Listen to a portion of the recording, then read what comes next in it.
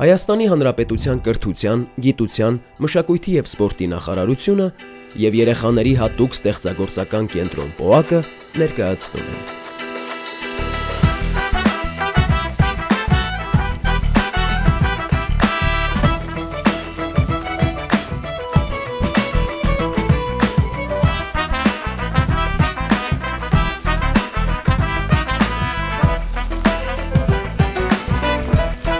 Քո արվեստը դպրոցում։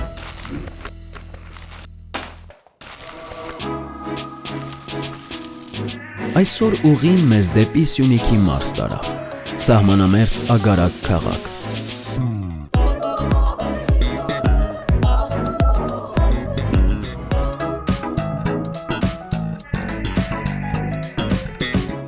Հյուրը գրող, գրականագետ Գրիգն է։ Գրիգ, գրող, գրականագետ։ Ծնվել է 1991 թվականին Երևանում։ 2009 թվականին ընդունվել է Երևանի պետական համալսարանի հայ բանասիրության ֆակուլտետ։ 2013-ից 2015 թվականներին սովորել է ԵՊՀ հայ բանասիրության ֆակուլտետի մագիստրատուրայում համաշխարհային գրականություն և գրականության տեսություն մագիստրոսական ծրագրով։ Այժմ նույն ֆակուլտետի ասպիրանտ է։ 2022 թվականից աշխատում է Թումո ստեղծարար տեխնոլոգիաների կենտրոնում, իսկ 2024-ից նաև Հայաստանի ամերիկյան համալսարանում։ 2016 թվականից Հայաստանի գրողների միության, իսկ 2021-ից Փեն միջազգային կենտրոնի անդամ է։ 2015 թվականին լույս է տեսել Գրիգի «Հիսուսի կատուն» պատմվածքների ժողովածուն, որը մինչ օրս հայ ժամանակակից գրականության բեսթսելլերներից է և թարգմանվել է 7 լեզվով։ Գրիգի ստեղծագործությունները արժանացել են հայաստանյան և միջազգային բազմաթիվ մրցանակների, թարգմանվել տասնյակ լեզուներով։ 2021 թվականին «Հիսուսի կատուն» գրքի գերմաներեն թարգմանությունը ընդգրկվել է գերմանական Hot List մրցույթի տարվա լավագույն 10 գրքերի շարքում, իսկ ընթերցողների քվեարկության արդյունքում ճանաչվել լավագույնը։ 2022 թվականին Գերմանիայի Քոբուրգ քաղաքի Էհրենբուրգ ամրոցում Գրիգը հանդիսավոր կերպով պարգևատրվել է Ֆրիդրիխ Ռյուկերտի անվան հեղինակավոր մրցանակով։ 2016 թվականին արժանացել է Հայաստանի Հանրապետության նախագահի երիտասարդական մրցանակի։ 2024 թվականին լույս է տեսել Գրիգի Ֆրիդենսդորֆ քառօրյա և 44-օրյա պատերազմների մասին պատմող վեպը, որն արդեն թարգմանվել է անգլերենով։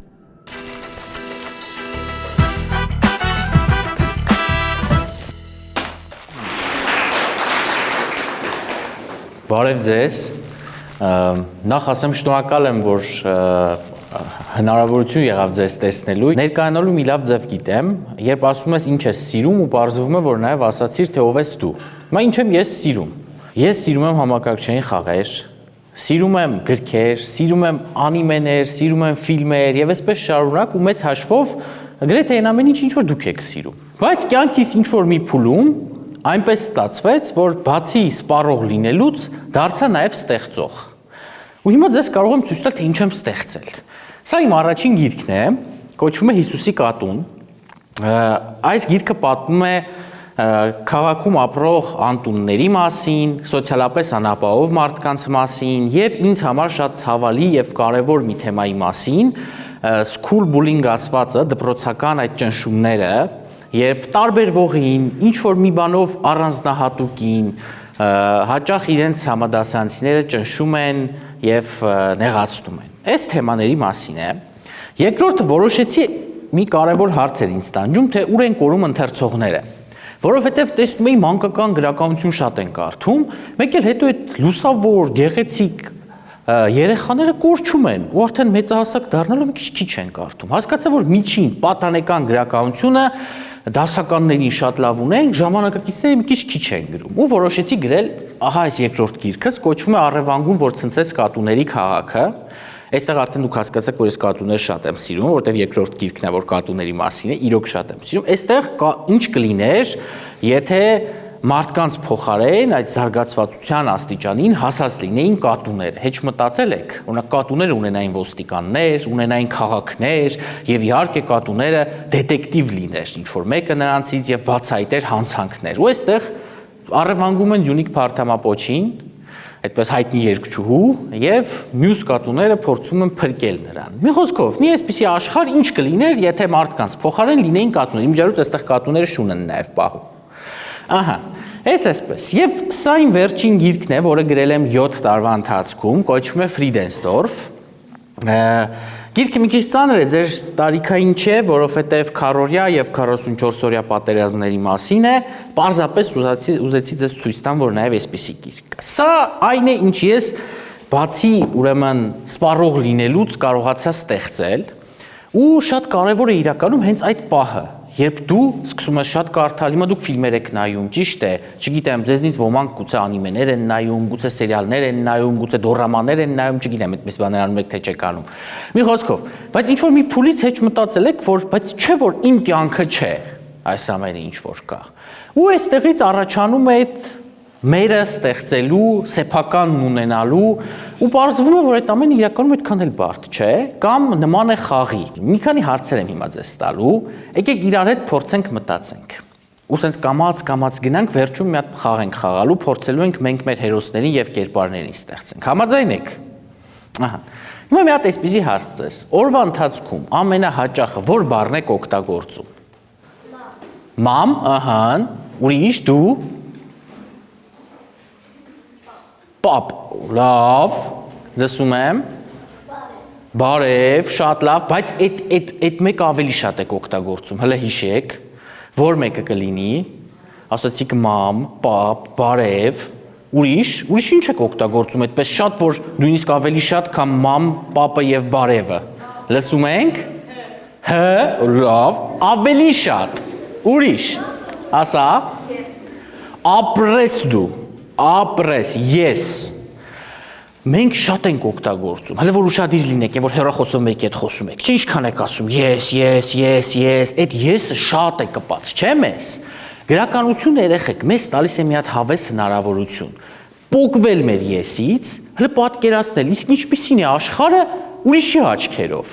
կամ կողքից նայել ինքներս մեզ, չէ՞ օրինակ մեկ-մեկ հետաքրքիր է, չէ՞ երեխեք, կողքից դուք ինչպիսին եք, մեկ-մեկ մի արարք եք գործում, բայց կողքից որ նայեք գուցե երբեք չանեիք այդպես, չէ՞, կամ հակառակը, մի օր տախուր քայլում եք ձեզ համար, մտածում եք աշխարհը ինչ վատ է, բայց եթե կողքից ձեզ նայեք, դուք այնքան երջանիկ լինելու հնարավորություն ունեիք ու այնքան լավն էիք իրականում։ Այս կողքից նայելը գրականության եւ արվեստի ամենագեղեցիկ եւ ամենակարևոր գործառույթներից մեկն է, որը անում է։ Հիմա եկեք մի հատ փոճուր խաղ խաղանք, ովքերը ուզում են։ Ահա, այնտեղ ձեռք եմ տեսնում։ Ուրեմն, հիմա նա ինչ ենք խաղում։ Ինչ կասես դու քո կոշիկների մասին։ Փոքր է, հարմար է ու մանուշակագույն է։ Շատ լավ։ Հիմա, տես, սովորական տեքստ ասացինք, չէ՞։ Հիմա պատկերացրու, առավոտյան արթնացել ես, կոշիկներդ լեզու են առել, խոսել են կարողանում։ Կոշիկներդ քո մասին ինչ կասեն։ Բա, պիտի հիմա հորինես, դու իրանց մասին ասացիր, իրանք քո մասին ինչ կասեն, հորինի։ Քիչ ես հագնում։ Ահա։ Պատկերացրու, հենց այդ պատկերացնելը հավես է։ Կասեն լավ ես պահում մեզ, ապրի ինքը, թե ինչ կասեն։ Պետք չի շաբաթը 5 օր լվանա։ Ահա։ Ու մեկ-մեկ դպրոցում էլ հագի։ Ապրես։ Տեսակ, չէ, մենք խոսացրեցինք կոշիկներին, երբևէ մտածել եք, թե ձեր սենյակի աչքերով դուք ինչպիսին եք։ Կարող է մեկ էլ պարզվում է մենք վստահենք, որ մենք շատ մաքրասեր, ամեն ինչ շատ լավ ենք անում, մեկ էլ հանկարծ մեր սենյակի աչքերով ենք փորձում մեզ գրել ու պարզվում է լրիվ ուրիշ բան, չէ՞։ Ուրեմն գրականությունը նաև այս հայացք փոխելն է, երեխեք։ Շատ կարևոր է, որ փորձեք ձեզ ամեն օր ձեր աչքին երևացող իրերին, մարդկանց, երևույթներին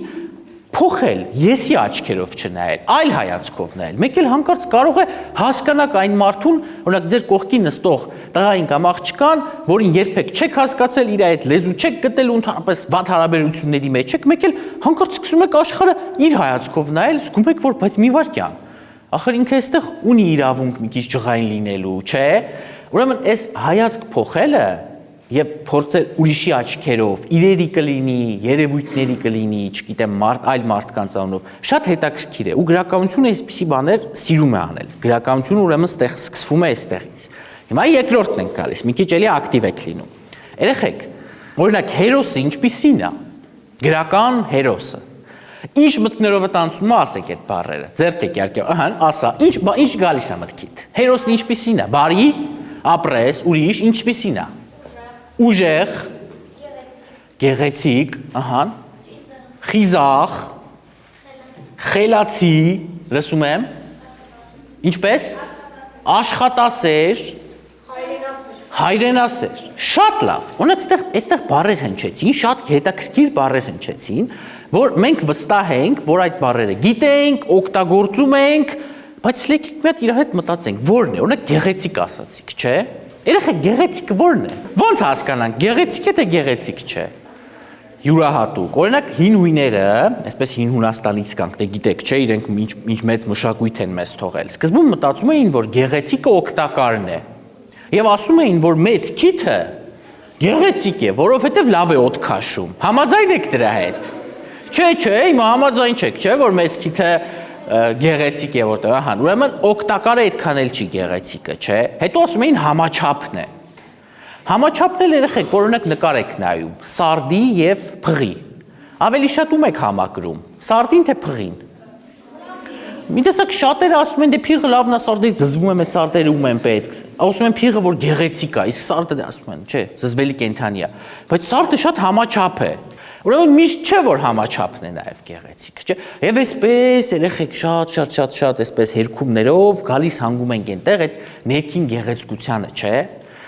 Մեկ կան, չէ, որ մարդիկ հենց խոսում է այդ մարդը, դուք սենց ոնց որ սիրահարվեք, ասեք, ես ինչ լավ է խոսում, կամ ընկեր ձեռք բերեք մի անգամից, չէ, ինչ որ մեկը կա, չէ, որ խոսում է, բարձում է նույն հետաքրքրություններ ունեք։ Այ հերոսն էլ, գրական հերոսն էլ, գրական կերպարն էլ ընթերցողի մոտ այդ նույն զգացողությունն է առաջացնում։ Երբ դուք համակրում եք այդ կերպարին, որ սիրտը դեռ թրթռում է, որ հանկարծ Հարի Փոթերին մի բան չլինի, չէ, չգիտեմ, նայել եք Հարի Փոթերը։ Իրենք, չէ, այսպես ամեն կերպ ուզում եք, որ ինքը հաղթեր, չէ, որովհետև ինքը գրավել էր ձեր սիրտը։ Որ մտածում եք Հարի Փոթերը այդպես եսի միշտ գեղեցիկ չէր, չէ, երեխեք, չէ։ Հենց սկզբում ինքը այդպես խիզախ էլ չէր, չէ։ Այսինքն, բայց ինչ որ մի բան կար իր մեջ, որ գրավեց ձեզ, չէ, որտեղ ձեզ նման էր։ Այս նման լինելը երեխեք, ուրեմն շատ կարևոր է։ Հիմա մի հատ այսպես շատ հետաքրքիր խաղ ենք խաղալու, ովքեր ցանկանան։ Ինչ ենք անելու։ Խաղի կանոնները բացատրեմ։ Գալիս է ով ցանկանում է, գալիս է բեմ։ Ես տալիս եմ իրեն իր, ինքը սկսում է պատկերացնել, թե այդ իրը ում է պատկանում։ Հիմա կտեսնենք, թե ինչքան է խաղի նման կերպար հորինելը, հետո հելել գործ ունենք։ Հիմա ձեռքդ մտցնում ես այստեղ ու հանում ես պատական մի իր։ Դավայ, չէ, սարք չկա։ Ահա։ Մատանի։ Հիմա հորինում ենք։ Ում է պատկանում այս մատեն միկրոֆոնով։ Հորին, դու ազատ հորինի, մի նայ այնտեղ, դու հորինի։ Մեր դասանի Լինային։ Լիլային, ինչ ձևի տեսք ունի ձեր դասանի Լիլա, հիմա պիտի հորինենք, դավայ։ Շատ բոյով է։ Շատ բոյով է։ Ահա։ Նիհարա։ Ու սիրուն քիթ ունի։ Ու սիրուն քիթ ունի։ Շատ լավ։ Լավ։ Ինչից է վախենում։ Դե պարզ է, հիմա կերպար ենք ստեղծում։ Դու կարող ես չիմանաս, այնց որ հիմա արի հորինենք, ոչ թե իրականացենք, այլ հա, հորինենք հələ։ Օրինակ արի պատկերացնենք, ինքը ինչ է ամենաշատը սիրում այս աշխարհում եւ ինչից է վախենում։ Blackpink-ն է շատ սիրում։ Ահա, եւ ինչից է վախենում։ Հորինենք, դու հորինում ես, պետք չի իմանաս։ Ահա։ Մտությունից, չէ, ցածրությունից։ Ցածրությունից։ Հետաքրքիր է։ Իրեն հիմա հերոս ենք սարքում։ Լավ, դու իրեմ ապրես, պահեցիր, ահա։ Հաջորդը ով է ուզում գալ։ Արի դու։ Խնդրեմ։ Անպայման չի իրական մարդ ասես, հորինում ենք, լավ։ Ահա։ Տեսնենք, ահա։ Ինչ կասես, ում ժամացույցն է։ Հորինենք արի։ Ինչ ձևի տեսք ունի ժամացույցի տերը։ Հորինում ենք։ Հələ դու ուղղակի հորինի, ասենք բարձրահասակա, ցածրահասակա, բեխեր ունի, տղամարդա, կինա, մոտեցրու, ահա, ահա, ասա, հանգիստ ասա։ Ինքը տղա է։ Տղա է, ահա, քանի տարեկան մոտավորապես։ 12։ 12 տարեկան, լավ, ինչ ձև է հագնվում։ Դասականա միշտ հագնվում, թե սենց ինչ որ ճղատ ջինսերով է քայլում։ Հələ մոտիկ բայ պատկերացրու իրան, ինչ ձև է։ Սիրում է լայն շորեր հագի։ Սիրում է լայն շորեր, լավ, մազերը ինչպիսին են։ Սանրվածքը, կարճ, լավ։ Գունավոր շորեր է սիրում, թե սենց սև շորեր։ Սև սպիտակ։ Լավ, ինչից է վախենում։ Հորինի, թող սենց մուսաները գան։ Ահա, ինչից է վախենում քո հերոսը։ Արի լավ քեզ մի հատ հուշում տա։ Ինչա սիրում քո հերոսը, ասա։ Շատ է սիրում ժամեր։ Շատ է սիրում ժամեր։ Հիմա տես, մի հատ քեզ գաղտնիք ասեմ։ Հերոսը եթե մի բան շատ է սիրում, այն ամեն ինչից ինքը վախենում է, շատ հեշտությամբ կարող ես կապել ինչ որ ինքը սիրում է դրա հետ։ Ուրեմն ինքը ունի ժամերի կոլեկցիա եւ շատ է վախենում, որ կարող է գողանան իրենից այդ ամեն։ Համաձայն ես։ Շատ լավ։ Դրանք դրեք էստեղ, բայց հիշում եք դուք ինչ եք ասել։ Լավ։ Ով կուզի գալ։ Արի, դու արի։ Արի։ Ահա, խնդրեմ։ Մի հատ ցույց տուր բոլորին ինչ ես։ Բայց մի վարքյան, հետո տես սովորական մատանի է։ Տես, այստեղ սենց մի հատ բան կա, տես նայ, այսպես բացվում է։ Oh my god. Հիմա հորինում ես, ով է, քանի տարեկան է, տղա է, աղջիկ է, հորինի, պատկերացրու մի հատ։ Աղջիկա, Ահա, ինչ է սիրում, ինչ ձևի տեսք ունի։ շատ սիրուն է, Շատ սիրուն է։ բոյով է, Բոյով է։ էլի երկար մազերով է, Անունը։ ման է, Մանե։ Լավ։ Ահա։ Մանեն ինչ է սիրում։ ման է, ֆիլմեր նայել, հատկապես Հարի Փոթերն է, Լավ։ Սենյակը ինչպիսին է Մանեի։ կապույտ գույնով, Կապույտ գույն ամբողջությամբ։ Եվ ինչից է վախենում Մանեն։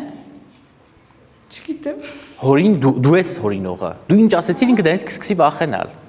Բա դու ստեղծողն ես, ասում ես չգիտեմ։ Ահա։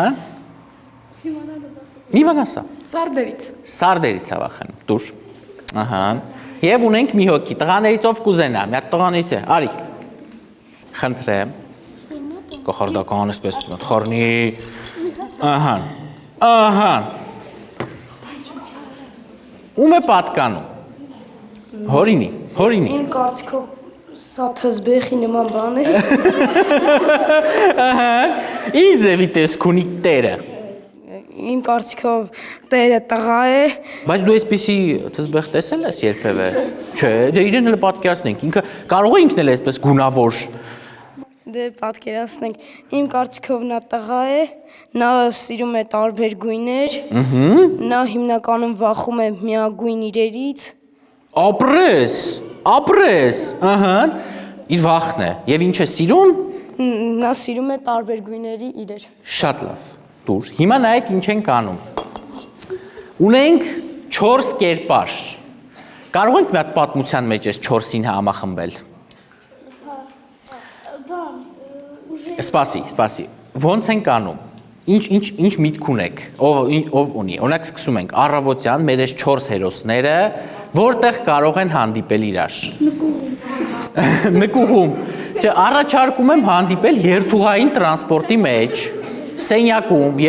բայց երթուղային տրանսպորտի մեջ ավելի հետաքրքիր է։ Ուրեմն, երթուղային տրանսպորտի մեջ ունենք գունավոր տղան, որ վախենում է միագույն լինելուց, ճիշտ է։ Քոնը ինչից էր վախենում, սարդերից, քոնը ժամերը կորցնելուց եւ ցածրությունից։ Հիմա տեսեք, կամ կարող ենք առանձին իրենց ինչ-որ բաներ տալ, որտեղ իրենք վախեր ունեն, չէ՞, կամ եթե իրանք հավաքվել են միտեղ ու դա երթուղային տրանսպորտն է, չէ՞, մեկ էլ հանկարծ բոլորը նկատում են, որ վարորդը ասաց, ես գնացի, բացում է դուռը, իջնում է, իրենք հայտնվեցին առանց վարորդ վիճակում։ Տարբեր վախեր են գործում, բայց եթե առանձին վերցնենք, չէ, այդ ինչ վախեր, որ դուք տրեցիք ձեր հերոսների մեջ, դրանք եթե զրկեք, չէ,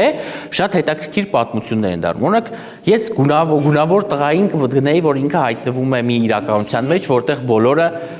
միագույն են ու իրեն չեն հասկանում։ Կարա լինի այդպիսի բան։ Հələ Երթուղային տրանսպորտի ժամանակ, երբ վարորդը դուրս է գալի, իմ կարծիքով նա կմոտենար ղեկին, բայց կվախենար, որովհետև այն միագույն էր։ Հիմա տես, բայց ինչ ենք անում։ Երթուղային տաքսիում ապրես, կարա լինի այդպես։ Բայց մեր հերոսը գունավոր շորերով մտնում է երթուղային տաքսի, բոլորը սև ու սպիտակ են հագած։ Պրոբլեմ է, չէ՞։ Ահա, քո դեպքում երթուղայինում ինչ պրոբլեմ կլինի, իր վախը հիշելով։ Հերոսը մտավ երթուղային տաքսի։ իմ կարծիքով, երբ որ նա կմոտենա ղեկին, նա այնտեղ կտեսնի սարդ ու Սարդ, վարորդի փոխարեն մեծ սարդ է, կամ փոքրիկ սարդ է վրա գալիս, կարա լինի, քոնը երթուղայինում։ Իմ կարծիքով, երբ որ մտնի երթուղային, կնայի կողքերը ու հետո կնայի ձեռին տեսնայի, որ ժամը կորել է։ Ժամը կորել է ու այդ մեծ ողբերգություն չէ կլինի, եթե սիրում է։ Եվ քոնը ամենադժվարն է լինելու, որովհետև ցածրությունից էր վախենում։ Ասա, հələ տեսնենք, մտավ երթուղային տաքսի։ Որ մտավ երթուղային, այդ վարորդը երբ որ դուրս գար, փոս կլներ ու կընկներ ցածրության մեջ, ինքը կմահանար։ Իրան պետք չի դու հորինում ես։ Լավ, մի խոսքով հասկացաք, չէ, այսինքն ապրեք երեխեք, դուք կարող եք նստել, օգնեցիք շատ։ Նստեք հիմա շարունակեմ ինչ էի անելու։ Ուրեմն շատ դեպքերում ձեր սիրելի համակարգչային խաղերը, ձեր սիրելի գրքերը, ձեր սիրելի սերիալները եւ ֆիլմերը, որոնք որ դուք նայել եք, հերոսները հենց հիմնականում զրկվում են այն բանից, ինչի իրենք սիրում են։ Այդ ինչ որ բան սիրելը շատ կարեւոր է եւ վերջում մեր հերոսը միշտ ուժ է գտնում, կարողանում է հաղթարել իր վախերը եւ հասնել, իր, այսպես ասած, սիրելի իրերին, սիրելի մարդկանց եւ սա է հենց մեծ հաշվով հերոսությունը։ Սա ուղղակի մի փոքրիկ խաղ էր, որ դուք տեսնեք, որ հերոս կերպար ստեղծել իրականում բարդ բան չէ, ու կարելի է ուղղակի ինչ որ իրեր վերցնել ու պատկերացնել, թե տեսնես ում են պատկանում։ Օրինակ, հայտնի գրողները տարբեր խաղեր են իրենց համար հորինել, որպեսզի կարողանան իրենց ուղեղը անընդհատ մարզեն եւ կարողանան պատկերացնել։ Սա շատ կարեւոր է մանավանդ այսօր, որովհետեւ մեր իրականությունը շատ ավելի վտանգավոր է դարձել եւ զրկում է մեզ սեփական պատկերացումն ունենալուց։ Պատկերացումը ժամանակի ընթացքում այսօրվա աշխարհում ավելի թանկ է գնահատվում եւ դուք ապագայում ինչպիսի աշխատանք եք կատարեք, ձեր սեփական պատկերացումն ունենալը ամենակարևորն է լինելու, որ դուք կարող եք բերել այս աշխարհ։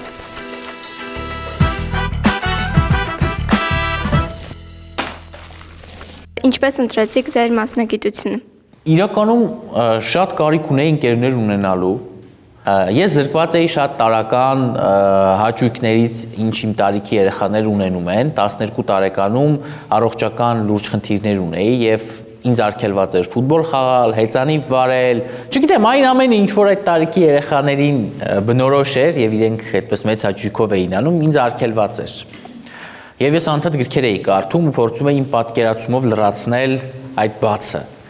Ու ինքս էլ չհասկացա, թե ինչպես սկսեցի գրել։ Այսինքն, երևի թե մենակությունից,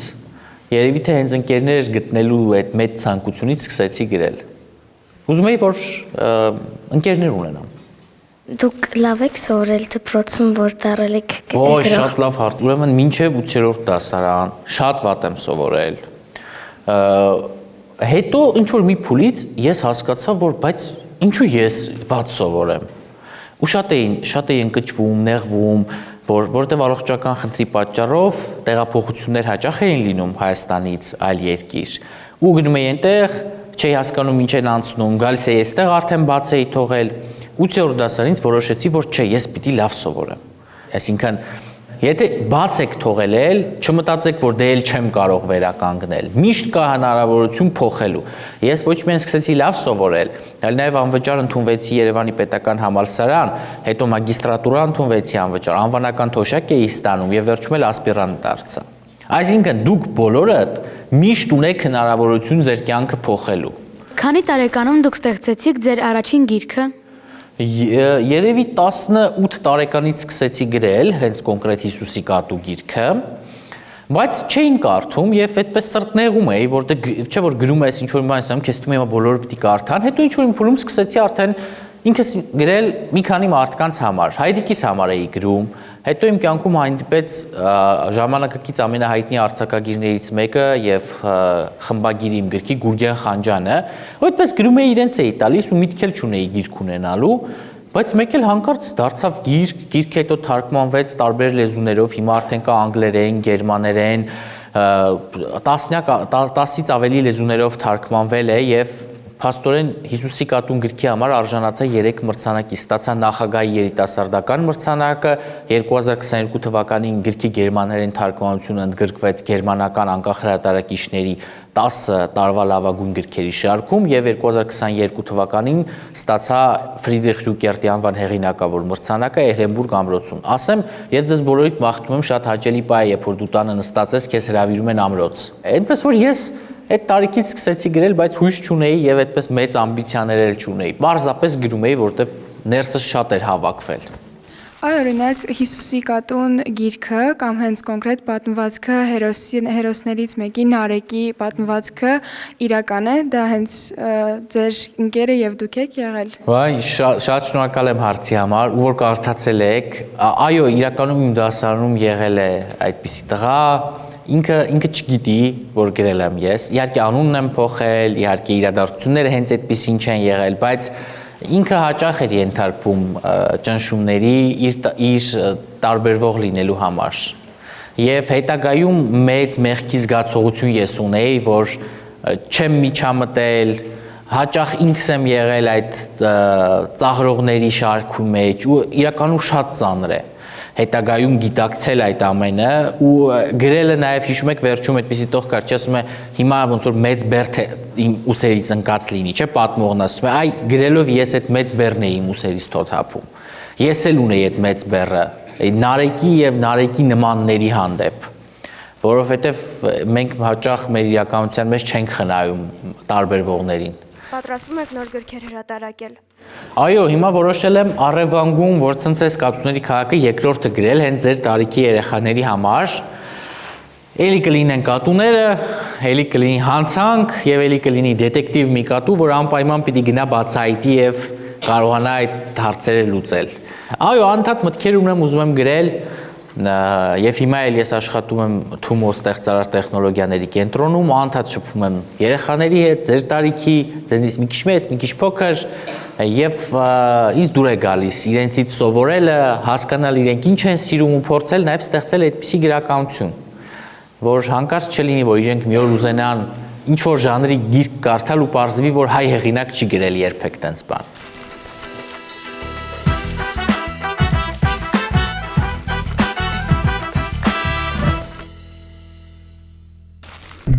Որն է ձեր ամենաջերմ հիշողությունը մանկությունից։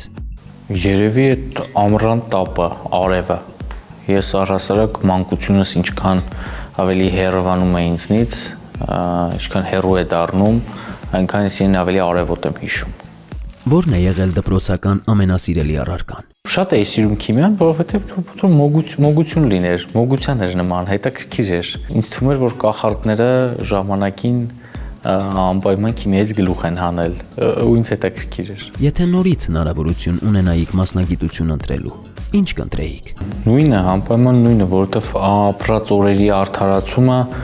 միակ, որ կարողանում է փոխանցել գրելն է։ Եթե հնարավորություն ունենայիք ճամփորդելու ժամանակի եւ տարածության մեջ, որ ժամանակը կընտրեիք եւ ուր կգնայիք։ Դե իրականում մի քիչ բարդ հարց է, որովհետև շատ այդպիսի ժամանակներ կան եւ շատ վայրեր կան, բայց մի պատասխան կարող եմ տալ, որ դրանք հիմնականում մարդկանց հանդիպելու համար են։ Կուզեի այնպիսի օր լիներ, որ հանդիպեի Եղիշե Չարենցին եւ Աքսել Բակունցին։ Ինչ-որ մի օր, որ իրենք ինչ-որ տեղ լինեին, ես իրենց տեսնեի, ինձ իրենք հետաքրքիր են։ Ինչն է ձեզ խանգարել ապրել այնպես, ինչպես երազել եք։ Վախերը, որոնք միշտ թվում են, թե դե